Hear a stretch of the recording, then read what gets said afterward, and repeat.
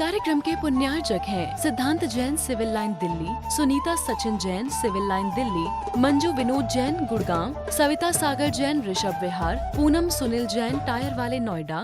बंदी तु सब सीधे ध्रुवे मचल मणो बम गदिम पते बोछामि समय पाहुर मणिमो सुध केवली भणिदम। सभी सिद्ध परमितियों की वंदना करते हुए समय सार ग्रंथादि राज की तत्व चर्चा को प्रारंभ करते हैं। अभी तक हम लोगों ने 4 गाथाओं के माध्यम से समय सार को कुछ समझने का प्रयास किया है। संपूर्ण ग्रंथ को अनेकों बार अभ्यास करने के बल पर ही हम समय सार के मर्म को ग्रहण कर पाते हैं। अभी तो शुरुआत है। अभी तो कुछ 4 गाथाओं के माध्यम से थोड़ा समय सार के प्रति आकर्षण हमारे भीतर कहते जागृत हो रहा है। पहले समय सार के प्रति आकर्षण होना चाहिए, उससे प्रभावित होना चाहिए, समय सार से परिचय होना चाहिए, परिचित होना चाहिए, उसकी रुचि हमारे भीतर जागृत होना चाहिए। जब समय सार से परिचित होंगे, समय सार से प्रभावित होंगे, समय सार का रसास्वादन करेंगे, उसकी रुचि होगी, उससे प्रीति होगी, तो हमारा आत्मा स्वानुभूति का अधिकारी हो जाएगा। आज समय सार ग्रंथादि राज की 5वीं गाथा प्रारंभ होने जा रही है, जिसमें आचार्य कुंद स्वामी अपने स्वानुभव की बात स्वीकार करते हुए शुद्धात्मा को एकत्व भक्त आत्मा को दिखाने का संकल्प कर रहे हैं। जिन शासन परंपरा में एकमात्र यही आचार्य हैं जो अपने स्वानुभूति की बात को स्वीकार करते हैं और आत्मा को दिखाने की बात करते हैं, और ऐसा साहस और पराक्रम और किसी आचार्य के ग्रंथों में देखने में नहीं आता। हम किसी आचार्य का अपमान नहीं कर रहे, सभी आचार्य एक से बढ़ के एक हुए। सभी ने जिन आगम की सेवा की है, जिन शासन की सेवा की है, जैन शासन को सभी आचार्य उन्नत बनाया है, पर समय सार के रचनाकार कुंद स्वामी वो महान आचार्य हैं जिनको सभी आचार्यों ने स्वीकार किया है, उन्हें नमस्कार किया है, और समय सार ग्रंथ के रचनाकार कुंद को महत्व दिया है। कुंद की आमना को स्वीकार किया है, कुंद के अन्वय को स्वीकार किया है, और कुंद के ग्रंथों में किसी ने कोई आज तक प्रश्न नहीं लगाया। तो कुंद आचार्य की श्रेष्ठता सर्वप्रसिद्ध है। आचार्य परंपरा में भगवान की वाणी सुनने का सौभाग्य, साक्षात वाणी सुनने का सौभाग्य एकमात्र कुंद आचार्य देव को प्राप्त हुआ था। विदेश क्षेत्र में जाकर के श्रीमंदर परमात्मा के दर्शन करके और 1 सप्ताह तक समोषण में विराजमान होकर के भगवान की दिव्य धुनी का साक्षात उन्होंने कहते लाभ प्राप्त किया, और वहाँ से आकर के समय सार प्रवचन सार जैसे महान ग्रंथों की रचना की। हम पहले गाथा का पाठ करेंगे, सभी हाथ जोड़ करके गाथा पढ़ें, सुने तो जल्दी समय सार समझ में आएगा।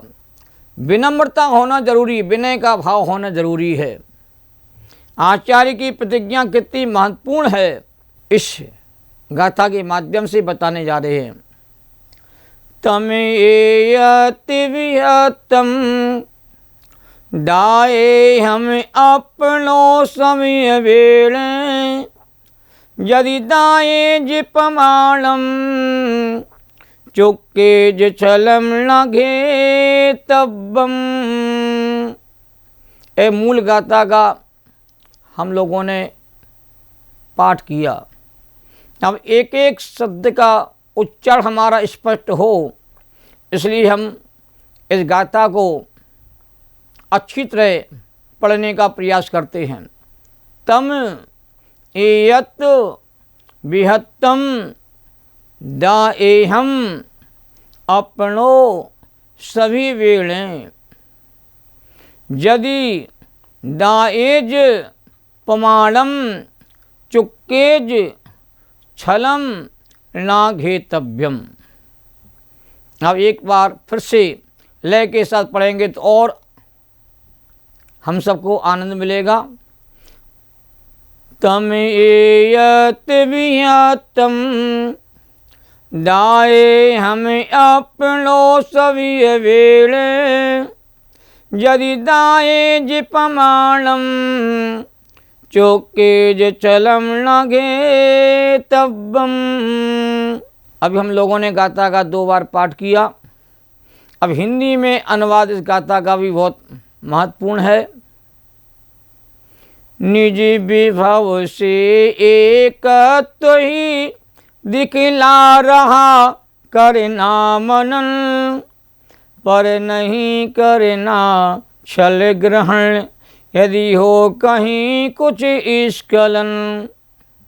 फिर से देखिए, निज विभव से एक तो ही दिखला रहा करना मनन पर नहीं करना छल ग्रहण यदि हो कहीं कुछ स्खलन। अब गाथा में आए हुए शब्दों का अन्वयार्थ देखें।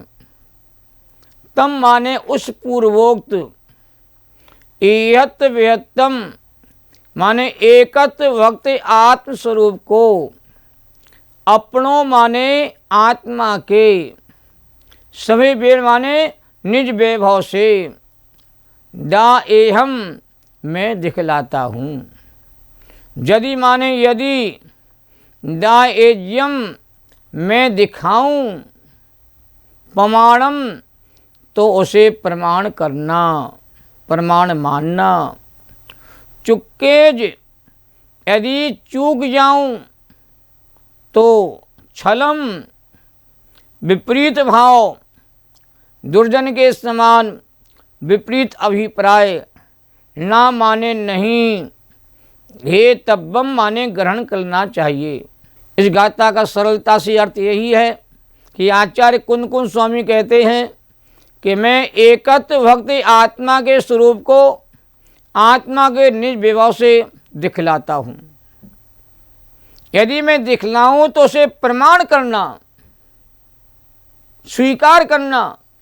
यदि कहीं चूक जाऊं तो विपरीत अभिप्राय ग्रहण मत कर लेना, क्योंकि अनादिकाल से जीव गाथा के सही भाव को समझने की जगह विपरीत योग्यता के कारण से वह जीव कुछ का कुछ समझ लेता है, पर कहता समय सार हमें समझ में नहीं आया।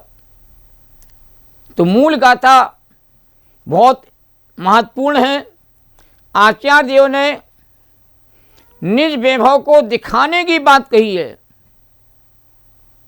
और आचार्य देव ने निज वैभव को प्राप्त किया है, निज वैभव की अनुभूति की है और निज वैभव को दिखाने का महान संकल्प किया है। ये बड़ा साहस का कार्य आचार्य देव ने समय सार ग्रंथ में किया है और जो निज वैभव में बताने जा रहा हूँ उस वैभव को सुन करके समझ करके उसे स्वीकार कर लेना और छल ग्रहण करने का प्रयास मत करना, क्योंकि छल ग्रहण करने में संसारी बहुत निपुण है और शुद्धात्मा को ग्रहण करने में ये जीव कहते हैं समर्थ नहीं हो रहा है। मूल भाव आचार्य का यही है, छलम न घेतव्यम अर्थात आत्मा घेतव्यम, अप्पा घेतव्यम। छल को ग्रहण ना करके हम सबको शुद्धात्मा को ग्रहण करना चाहिए, क्योंकि समय सार जो ग्रंथादि राज आचार्य देव के द्वारा प्रणीत है उसमें कहा जा रहा है कि शुद्धात्मा को ग्रहण करो, छल को ग्रहण मत करना। अब इस गाथा में जो महत्वपूर्ण शब्द आए हैं उनके ऊपर हम लोग विशेष चर्चा करना चाहते हैं। पहला जो शब्द है इयत विहत्तम, ये आत्मा का नया नाम दिया है। आपको समय सार ग्रंथ में आत्मा के नए नए नामों को जानने का अवसर मिलेगा। एकत्व विभक्त, एकत्व माने क्या? आत्मा अपने गुणों से अभिन्न है। और विहत्तम माने क्या? कि आत्मा पर से, पर पदार्थों से, पर द्रव्यों से, पर भावों से सदा भिन्न है। अपने स्वरूप से अभिन्न और पर के रूप से आत्मा सदा काल कहते भिन्न है। ऐसा आत्मा का अद्भुत स्वरूप है जो हमें आज तक पहचानने में नहीं आया। उसकी पहचान करने की बात आचार्य कहते हैं। एक शब्द आया गाथा में, सभी वीण मन निज वैभव को मैं दिखाऊंगा। अब कौन दुनिया में ऐसा महारथी है कि अपना वैभव दुनिया को दिखाता है? पता चलेगा दुनिया को वैभव तो मैं तो लुट जाऊंगा, मैं कैसे सुरक्षा कर पाऊंगा। पर ज्ञानी पुरुष सब कुछ बता देते हैं, कुछ भी नहीं छिपाते हैं। दुनिया छिपाती है। माँ बाप भी सारी जानकारी अपने संतान को पूरी नहीं देते हैं। पता से बालक में उस वैभव को पचाने की क्षमता है या नहीं। भाई बंधु भी अपने वैभव को बताने में संकोच करते हैं। समाज में, समाज के व्यक्ति भी अपने वैभव को दुनिया को बताने को तैयार नहीं है। राजनेता भी छिपाते हैं। पर ज्ञानी पुरुष कुछ भी नहीं छिपाते। ज्ञानी जन जानते सभी आत्माएं जो सब बराबर हैं और कोई आत्मा छोटी बड़ी नहीं है, तो क्या छिपाऊं। तो ज्ञानियों ने निज वैभव का पिटारा खोल दिया है। निज वैभव को दिखाने का आचार्यों ने संकल्प किया है। तू देखो तो सही, प्रत्येक जीवात्मा माला माल है। मैं भी माला माल हूं, आप सब भी माला माल हो। किसी से कुछ भी लेना नहीं है, किसी को कुछ देना भी नहीं है। बस अपने अंदर के पिटारे को ज्ञान नेत्र से खोल करके देख लेना है। बिना ज्ञान चक्षु के खुले आत्मा का पिटारा किसी को देखने में, पहचाने, अनुभव में नहीं आता। एक दोहा बहुत पहले पढ़ा था, सबके पल्ले लाल, लाल बिना कोई नहीं, याते भयो कंगाल, गांठ खोल देखी नहीं। सबके पल्ले लाल, सभी माला माल, सभी अनंत गुणों के धारी हैं, अनंत शक्तियों से संपन्न है। प्रत्येक आत्मा में पूर्ण वैभव भरा पड़ा है। माँ उसको ज्ञान चक्षु से देखने की बात है। इसलिए आचार्यों ने एक शब्द और दिया है गाथा में, यदि दायज प्रमाणम। इसका मतलब है ज्ञानियों की बात का हमें भरोसा करना चाहिए। ज्ञानियों की देशना को प्रमाण करना चाहिए, उन्हें स्वीकार करना चाहिए। यह अनंत तीर्थंकर भगवंतों की वाणी है, इसमें कोई संदेह, आशंका, शंका कहते मत करो। समय सार के रसिक निकट भव्य आत्मा जी कभी भी भ्रष्ट नहीं होते हैं। जो भ्रष्टाचार जो अनादिकाल से चल रहा है, पर के वैभव को अपना बनाने का वह भ्रष्टी आचरण छूट जाता है। अपने असली वैभव का पारखी जी बन जाता है, अपने निज वैभव को जान करके, पहचान करके। और विपरीत योग्यता वाला तो कुछ भी पड़ेगा, भ्रष्ट हो जाता है। चौथे चरण में आया है, चुके छलम न घेतव्यम। ये पंक्ति बहुत मार्मिक है। क्या आत्मानुभूति का आनंद लेने वाले आचार्यों से कोई चूक, गलती, भूल हो सकती है क्या? और गलती भूल हो सकती है जब प्रमाणिकता कैसे सिद्ध होगी? प्रमाण कैसे मानेंगे उनकी बात को? तो ध्यान देना चाहिए कि आत्मा के शुद्ध स्वरूप बताने में कोई भूल नहीं होने वाली। तत्व दो प्रकार के होते हैं, एक प्रयोजनभूत और एक अप्रयोजनभूत।